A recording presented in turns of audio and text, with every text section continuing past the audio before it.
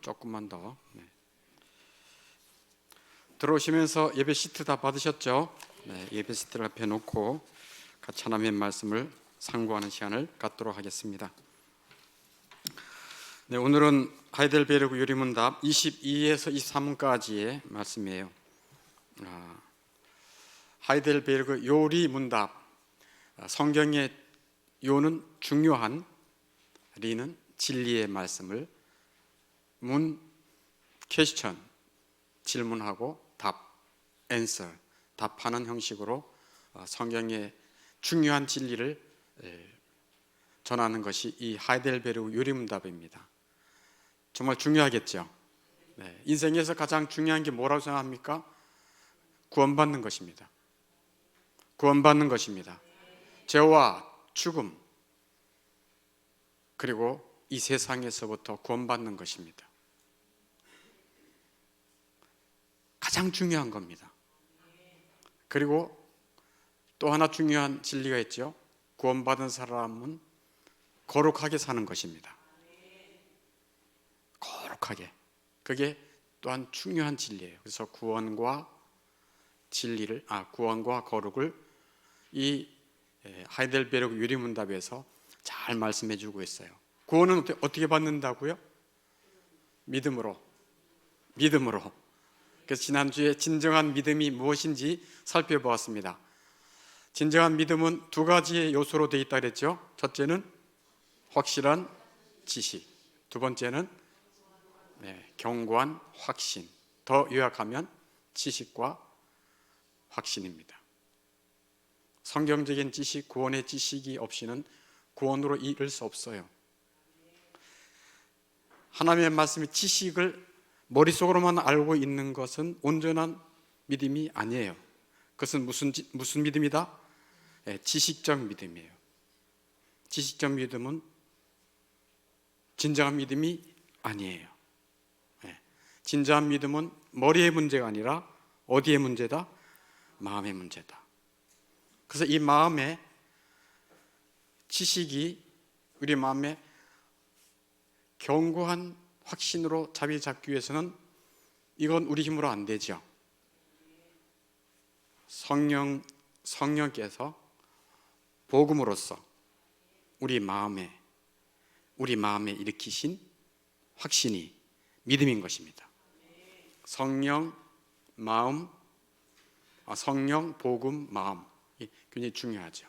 그래서 진정한 믿음은 성령께서 우리 복음을 들을 때 우리 마음에 일으키신 확신이 믿음인 것입니다. 그런 면에서 믿음도 은혜요 선물이고 구원도 은혜요 선물입니다. 왜 다 하나님이 은혜로 주시는가? 그 이유는 뭐라고 말씀했습니까요? 아무도 자랑하지 못하게 하려 함이라. 아멘. 그래서 지난주에는 그 진정한 믿음에 대해서 말씀을 했는데, 이제 오늘 22문 이어서 22문 질문이 뭔가 하면, 그렇다면 그리스도인은 무엇을 믿어야 합니까? 진정한 믿음인데 그럼 뭘 믿어야 됩니까? 라고 말씀하는 거예요. 여기에 대해서 답은 뭐라고 답하고 있습니까? 복음에 약속된 모든 것을 믿어야 합니다. 아멘. 복음에 약속된 모든 것을 믿어야 돼요. 복음은 구약부터 신약까지 모든 것이 기쁜 소식, 복음입니다. 복된 소식, 복음입니다. 그런데 이 복음은 뭐고, 또 이 신앙의 조항들, 이 믿음의 조항들은 어디에 요약되어 있다, 이렇게 이제 말하고 있어요. 이 복음을 두 가지로 이야기하고 있어요. 복음은 뭐일까요? 우리 좀 어려운 말인데 예빛 어린이 뭘까요? 보편적, 이게 좀 어려운 말이에요. 보편적이란 말은 누구나 다 남녀노소 빈부귀천 거리낌 없이 다 공통되는 거다. 유니버셜하다. 그걸 보편적이라 그래요.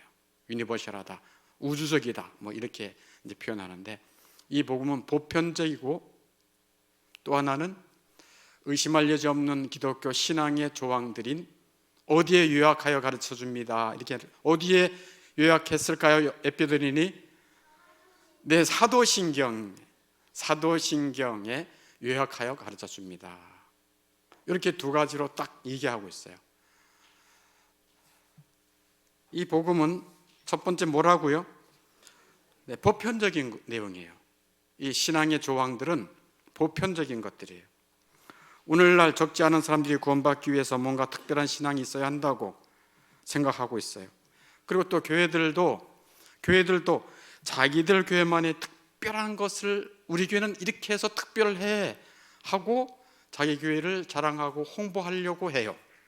우리 교회는 이래 하고 특별하게 뭔가 자기들 교회만이 특별한 것처럼 얘기하는데 아니에요. 복음은 보편적이어야 해요. 이 중요한 말이에요. 보편적이어야 한다. 보편적인 신앙을 가볍게 여길 수 있어요. 누구라도 어느 동네에서도 언제든지 동일한 신앙을 고백할 수 있는 내용이 이 보편적이다라고 하는 뜻이에요. 남녀노소, 흑인, 백인, 황인 차별 없이 동일한 신앙 고백을 해야 하는 것이 보편적이다 이렇게 말하는 거예요. 그러니까 죄인들이 구원받기 위해서는 보편적인 신앙이 있어야 돼요. 보편적인 믿음은, 신앙은 세상에 있는 모든 교회가 믿는 동일한 진리예요. 아멘입니까? 특별한 교회가 없어요. 보편적으로 다 이 내용 하나면 구원받을 수 있어요. 그래서 이렇게 중요한 신앙 고백, 신앙의 조항인 이 사도신경을 교인들은 단순히 암송한다고 구원받는 것은 아니에요. 근데 이 신앙 고백, 이 신앙의 조항들이, 여기 신앙의 조항이라 그러잖아요. 믿음의 조항. 뭘 믿어야 되느냐? 이런 믿음의 조항들이 사도신경에 이렇게 요약되어 있는데 이것이 얼마나 중요한 것인지 몰라요. 근데 이것을 단순하게 그냥 암송만 해요. 얼마나 중요한 것이면 여러분의 성경에 가장 앞면에 나와 있어요. 사도신경이. 그런데도 가장 우습게 여기고 있어요. 이 신앙 고백의 내용을 잘 알려주질 않아요. 거룩한 공예와 성도와 교통하는 것을 믿습니다라고 하는데 거룩한 공예가 무슨 뜻이요? 성도가 서로 교통하는 건 또 뭐요? 왜 그 아들 예수 그리스도를 믿사오며 왜 그 아들 예수 그리스도를 믿는 왜 이렇게 많이 붙어 있지? 그 내용에 깊이 있는 신앙의 핵심들을 관심이 없어 해요. 그러니 신앙생활을 제대로 못하는 거예요. 그냥 단순히 암송하면 이 신앙을 고백하면 내가 구원받았다는 착각을 만들게 하는 것이죠. 교회 성도들은 필수적으로 알고 믿어야 할 내용들이 신앙 조항들인데 이게 다 어디에서 요약해 있다고요? 근데 사도신경에.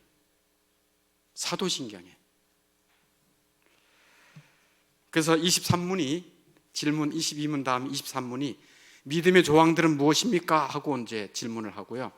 믿음의 조항은 뭐라고 답하고 있을까요? 가로가 네, 거기 내용에는 사도신경입니다. 뭘 믿어야 되느냐? 사도신경입니다 하고 아주 명확하게 이야기하고 있어요. 오늘은 22문, 23문, 24문인데 너무 길어서 이렇게 긴 거 하시나는데 너무 짧죠? 바로 23문으로 넘어가겠어요. 23문, 이 조항이 뭐예요? 믿음의 조항들, 사도신경이 있는 조항들은 어떻게 나누어집니까? 이렇게 말하고 있어요. 여러분 한번 물어볼게요. 사도신경의 우리가 믿어야 할 조항들이 전부 몇 개가 있을까요? 여러분 많이 암송했는데 사도신경의 믿음의 조항들이 전부 헤아려 보니까 몇 개일까요? 11개가 나왔어요. 12개도 나왔어요. 10개도 나왔어요. 믿음의 조항은 전부 12개입니다. 12개가 믿음의 조항이에요. 하나하나 헤아려 보세요. 번호를 넘버링을 하면서 그게 12개예요. 어느 교회나 세계 어떤 교회든지 이 신앙 고백을 할 때 그들은 바른 신앙의 공동체인 것입니다. 그러면 이 조항들은 어떻게 나누어집니까? 대답은 어떻게 있는가? 네, 세 부분으로 나누어집니다 하고 12개의 조항을 3개로 또 요약했어요. 첫째는 성부 하나님과 우리의 뭘까요? 예삐드리니? 네, 성부 하나님과 우리의 창조, 이렇게 나눠요. 성부 하나님과 우리의 창조. 둘째, 성자 하나님과 우리의 뭐요? 구속. 셋째, 성령 하나님과 우리의 뭐요? 네, 성화에 관한 것이다. 이렇게 3가지로 12항목을 3개로 딱 나눠요. 한번 따라 합시다. 성부 하나님과 우리의 창조, 성자 하나님과 우리의 구속, 성령 하나님과 우리의 성화. 네, 성화는 이제 거룩이라 말할 수 있죠. 이렇게 3개로 딱 나누어집니다. 사도신경은 구원에 이르게 하는 믿음에 관한 것들이에요. 그러니까 이 믿음은 궁극적으로 이렇게 성부, 성자, 성령 하나님에 대한 고백이 믿음의 고백이에요. 그래서 우리가 예수님 믿으세요, 예수님 믿으면 구원받습니다 라고 말하는데, 우리가 쉽게 얘기해서 예수님을 믿으라고 말은 하지만 이것만으로는 충분하지 않아요. 사실 구원에 관해서는 성부, 성자, 성령 하나님이 관여하시는 일이기 때문에, 그래서 예수님을 믿기 위해서는 예수님이 어떤 분이신지, 예수님이 하나님의 아들이시라는 것도 알아야 되고, 그를 보내신 분이 성부 하나님이라는 것도 알고 믿어야 되는 것입니다. 또 성부 하나님은 예수님을, 우리를 죄와 죽음에서 건지시기 위해, 구원하기 위해 보내셨을 뿐 아니라 누구도 보내셨어요? 성령 하나님도 보내셨음을 알고 믿어야 하는 것입니다. 따라서 진정한 믿음을 갖기 위해서는 성부, 성자, 성령 하나님에 대해서 알고 믿어야 하는 것입니다. 그래서 이 사도신경의 믿음의 조항은 3개로 나눠지는 거예요. 성부 하나님과 우리의 창조, 성자 하나님과 우리의 구속, 성령 하나님과 우리의 거룩 또는 성화, 이렇게. 그래서 3개의 구조로 딱 나눠집니다. 그러니까 사도신경에 있는 우리의 신앙의 조항, 믿음의 조항은 신앙 고백을 받으시는 삼위 하나님과 우리 자신과의 관계를 표현하는 것이에요. 네. 하나님과 우리의 자신의 관계를 표현하는 것이 이 신앙 고백이에요. 그러니까 삼위 하나님은 우리의 뭐다? 창조주이시다. 우리의 구속주이시다. 우리를 거룩하게 하시는 분이시다. 우리를 구원받는 자들 이렇게 해주신다라고 하는 거예요. 말하자면 성부 하나님이 우리의 창조주시니까 우리는 그의 뭐다? 피조물이다. 이 관계가 딱 나오는 거예요. 그걸 고백하는 거예요. 전능하사 천지를 만드신 하나님 아버지를 내가 믿사오며라는 얘기는 하나님은 창조주시고 저는 피조물입니다. 이 관계가 나오는 거예요. 성자 하나님은 우리의 구속주이시다. 이게 참 아주 예수님을 믿을 때 구속이란 말이 항상 걸려요. 우리 구속 그러면 뭐죠? 감옥에 가두는 거 아니겠어요? 구속한다. 근데 여기서의 구속은 그거랑 전혀 달라요. 여기서 구는 무슨 구자요? 한문으로 구원할 구자예요. 속은 뭐예요? 속전을 줘서, 돈을 줘서 값을 치른다. 그러니까 성자 하나님은 우리의 구속주다라고 하는 얘기는 우리가 어디엔가 종로를 하고 있다는 얘기 아니에요. 그죠? 해방돼야 된다는 얘기 아니에요. 그죠? 어딘가에 이렇게 묶여 있다는 얘기 아니겠어요? 어디에 묶여 있다는 얘기요? 죄의 종, 욕망의 포로, 세상의 노예, 여기 다 묶여 있는 거예요. 뭐의 종이라고요? 죄의 종, 욕망의 포로, 세상의 노예, 죄의 종으로 살아요. 이걸 벗어날 수가 없어요. 죄가 우리한테 야 미워해, 야 욕해, 야 간음해, 야 음란한 데 빠져봐. 그러면 우리는 거기에 종이니까 Yes sir, yes sir, 어우 즐겁습니다, 아이고 좋습니다, 어우 기분 좋네. 죄의 종이니까 벗어날 수가 없어. 종이 뭡니까? 시키는 대로 하는 거예요. 그게 종이에요. 우리는 죄의 종이에요. 벗어날 길이 없어요. 욕망의 포로예요. 우리는 욕망의 포로 되어서 내 욕망을 성취하기 위해 살다가 늙고 죽는 거예요. 아무리 욕망을 성취하려고 해도 만족감이 없을 거예요. 더 허망해지고 몸만 망가지고 세상의 노예예요. 세상에서 어떻게 하든지 잘 나가보자. 잘 나가 보니 누가 알아줍니까?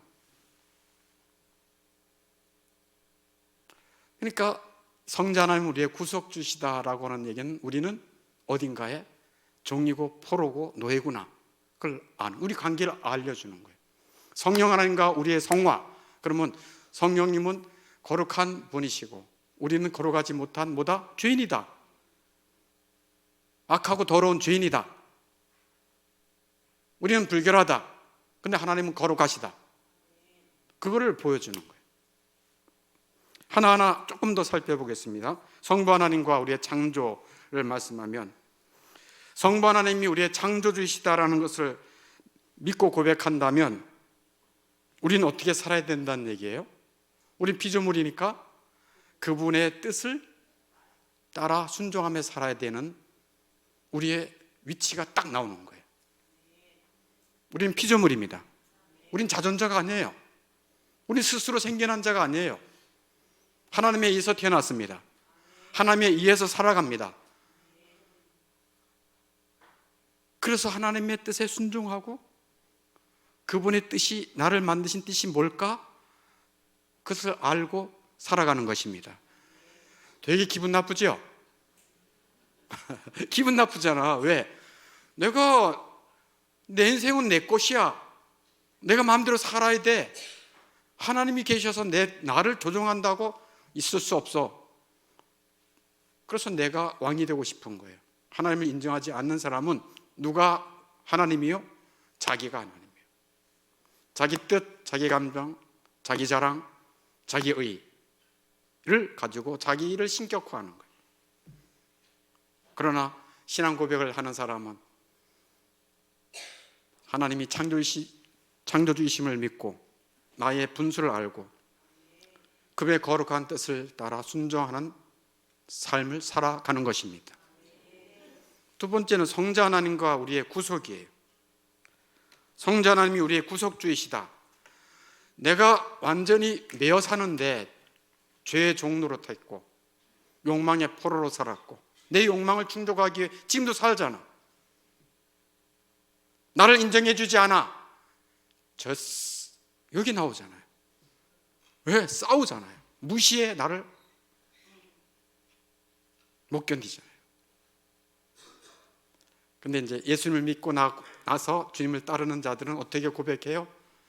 존귀 영광 모든 권세 주님 홀로 받으소서. 그 다음에 뭐요? 멸시천대 십자가는 제가 지고 가오리다. 아멘. 이름 없이 빛도 없이 감사하며 섬기리다.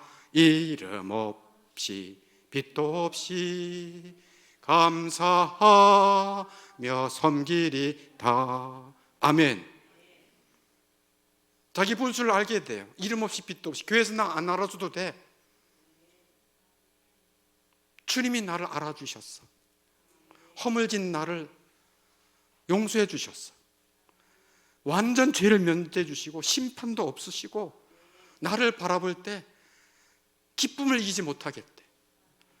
예수님의 팔에 내 이름을 새겨서 나를 가장 존귀하게 여기신대. 이런 주 예수님의 사랑을 알면 주님의 사랑에 감격하는 것입니다. 예수 그리스도는 우리의 모든 것 되십니다.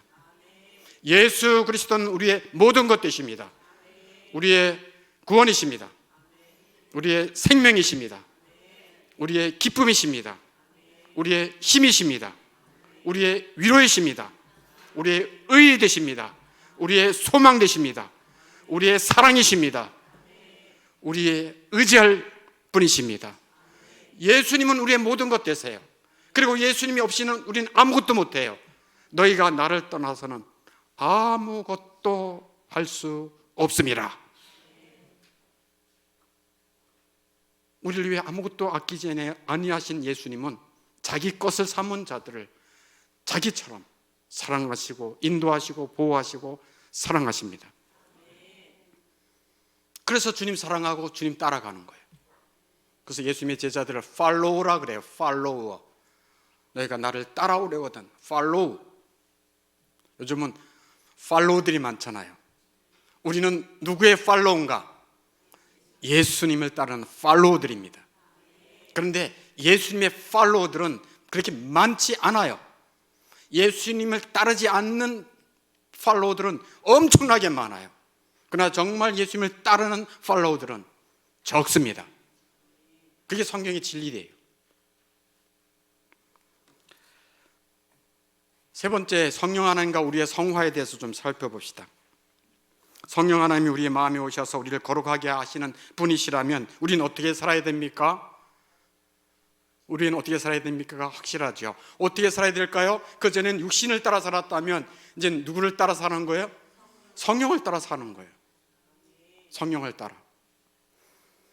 왜냐하면 성령께서는 오셔서 우리를 거듭나게 하시고 성령으로 말미암아 예수님이 나의 구원자라는 것을 믿도록 도와주십니다. 예수를 믿음으로 말미암아 우리는 의롭게 되었고 하나님의 자녀가 되도록 되신 것입니다. 그 성령의 역사가 그렇게 역사해 주신 거예요. 그래서 죄의 종, 욕망의 포로, 세상의 노예에서 해방을 얻게 되는 거예요. 참된 자유를 얻게 되는 것이죠. 진리를 알지니 진리가 너희를 자유케 하리라. 여러분, 해방된 게 자유예요. 죄의 종로로서 자유하는 게 얼마나 큰 복입니까? 그렇다고 해서 이제 예수님을 믿고 거듭났다고 해서 우리 육체 안에 허물과 부패성이 전부 없어진 건 아니에요. 우리 육체가 있는 동안은 이 죄의 잔재가 남아 꿈틀꿈틀 거리고 있어요. 그래서 이런 육체의 욕망을 따라 살지 않기 위해서는 육신을 따라 살아가는 것이 아니라 뭐를 따라 살아야 된다라고 말씀하고 있습니까? 하나님이 보내주신 성령님, 예수님이 약속하신 성령님을 따라 살아야 한다고 성경 진리는 말씀하고 있습니다. 그러할 때 우리의 삶이 변화가 되고 우리의 마음이 더욱 거룩해지고 성령의 열매를 맺는 거룩한 삶을 살게 되는 것입니다. 잘 들으세요. 예수님을 믿는다 할지라도 죽기 전까지 우리 육체의 연약함과 허물과 부패성은 그 잔재가 남아 있어요. 그러므로 우리가 사랑관계를 어떻게 해야 되느냐? 다른 사람과의 관계를 하기 전에 먼저 자기 자신과의 관계는 어떻게 해야 되느냐? 내가 잘못을 범할 수 있어요. 미워할 수도 있어요. 입에서 욕이 나올 수도 있어요. 부부관계가 엉클어져 가지고 밤잠을 못 잘 때도 있어요. 그럴 때 자기 자신과의 관계를 어떻게 해야 되나요? 예수님이 말씀한 대로 누구든지 그리스도 안에 있으면 정죄함이 없다. 자기 자신을 정죄하지 마세요. 용서받은 자이잖아요. 그러므로 주님 앞에 통회하는 심령을 가지고 나가면 돼요. 하나님도 우리를 정죄하지 않아요. 예수 안에 있는 자들은 더 이상 정죄함이 없다. 자기를 정죄하지 마세요. 그냥 통회하는 마음으로 내가 아직까지 이 정도야. 아직까지 이 죄에 약하구나. 사람마다 넘어지는 아킬레스건이 하나씩 있어요. 꼭 그 죄에 넘어지는 사람은 꼭 그 죄에 넘어져요. 그 사람의 연약함이에요. 근데 우리의 연약함을 도우시는 성령님, 우리 연약함을 아시고도 사랑하신 예수님이 계시는데 뭐 정죄해요, 자기를? 예수님의 사랑을 다시 생각하면서 주님 앞에 더 가까이 나갈 수 있기를 바랍니다. 그 자신과의 관계예요. 그 다른 사람과의 관계는 어떻게 되느냐? 아까 말씀했잖아요. 예수 믿는다 할지라도 죽기 전까지는 우리의 연약함과 부패성과 허물이 남아있다, 싹 없어졌다. 남아있다. 그러므로 다른 사람과의 관계에서는 어떻게 해야 돼요? 집에서든 교회든 어디서든 어떻게 다른 사람과의 관계를 해야 되나요? 비난하지 마세요. 비난. 우리 사람은 허물이 많다니까. 나도 많고. 사는 사람 비난할 거 없어요. 우리 주님이 말씀해요. 비난하지 말아라. 비판하지 말아라. 남 판단하지 말아라. 판단은 너가 똑같은 걸로 판단받을 거야. 비판받지 마라. 비판받지 않으려거든. 비판하지 마라. 비판을 금하는 거예요. 근데 비판이 돼요, 안 돼요? 되죠. 그래가지고 다시 되돌아서서 뭐 하라고요? 자기 정죄하지 말고 통회하는 심령을 갖고 나가는 거예요. 애통하는 마음을 갖고 주님 앞에 나가는 거예요. 그러면 살아계신 주님이 위로해 주십니다. 은혜를 주십니다. 애통하는 심령은 은혜 받는 비결입니다. 애통하는 심령은 거듭난 자들의 표징인 것입니다. 그리고 주님이 뭐라 그랬어요? 사람과의 관계에서 뭐 하라? 용납해라. 용서해라. 오래 참아라.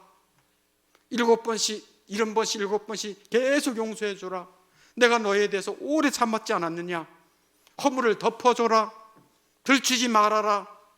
들춰봤자 더러운 것만 나오잖아. 덮어줘라.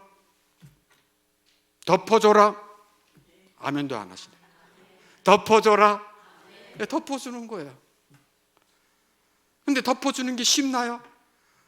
우리의 정신, 우리 육체의 이 정욕을 가지고는 있을 수가 없어요. 그래서 어떻게 하라고? 성령을 따라 행하라. 그리하면 육체의 욕심을 이루지 아니하리라. 그게 오늘 읽었던 갈라디아서 5장 16절 말씀이에요. 같이 읽어보겠습니다. 시작. 너희는 성령을 따라 행하라. 그리하면 육체의 욕심을 이루지 아니하리라. 아멘. 성령을 따라 행하라는 거예요. 성령을 따라 행하라는 얘기는 성령을 구하라는 것입니다. 그리고 성령께서 내 마음속에서 인도하시는 대로 따라 살라는 것입니다. 그래서 여러분들이 집에 갔을 때 성령을 따라 행하라, 성령을 구하고 성령을 따라 행하는 것은 여러분 예배 마치고 집에 딱 들어가기 전에 뭐 해야 될까요? 성령을 구하는 거예요. 하나님하고 구해야 돼요. 집에 들어갈 때 전쟁이 시작돼요.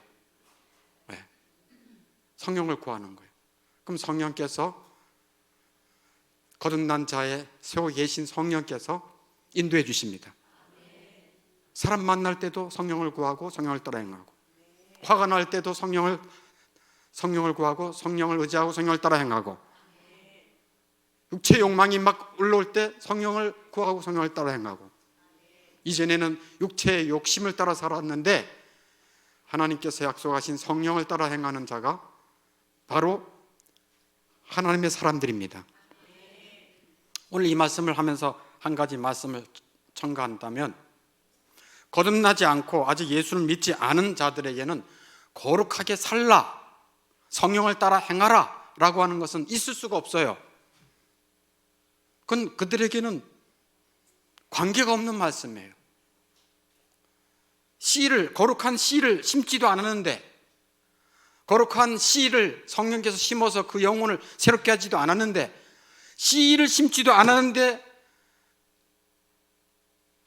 싹이 나오기를 바라고 꽃이 피기를 바라고 열매를 맺기를 바라는 것과 똑같은 거예요.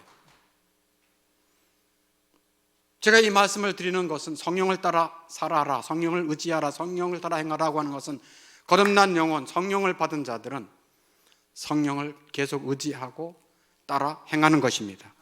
그러므로 내가 이 성령으로 말미암아 거듭난 이 사도신경의 믿음의 조항을 믿는 사람인가? 그렇다면 성령을 따라 성령을 의지하며 살아가는 것이 마땅합니다. 그러나 내가 거듭난 것 같지 않아, 예수님을 확실히 믿지도 않아, 창조주 하나님 난 피조물 지식적으로는 아는데 실제 삶에서는 하나님의 말씀을 불순종해. 그건 가짜 신앙이에요. 그건 온전한 신앙이 아니고 가증한 자다라고 성경에서는 말하고 있어요. 디도서 1장 16절에 하나님을 시인하지만, 입술로는 시인하지만 행위로는 부인하니 가증한 자요 라고 말합니다. 그건 입술로는, 머리로는 시인은 해. 그러나 행위로는, 삶으로는 부인하니 이런 사람은 가짜 신앙이다, 즉 가증한 자다 하고 성경은 말하고 있기 때문에 그렇습니다. 정말 하나님을 사랑하면 마음으로, 삶으로 섬기는 것입니다. 순종하는 것입니다. 오늘 무엇을 믿어야 하는가? 믿음의 조항들이 어디에 요약되어 있다고요? 사도신경에 요약되어 있다. 전부 12문항인데 3개로 또한 나눌 수 있다. 그래서 성령으로 말미암아 하나님을 아버지로 믿고 예수님을 구속주로 믿는 사람은 무엇을 따라 살아가는 사람이다?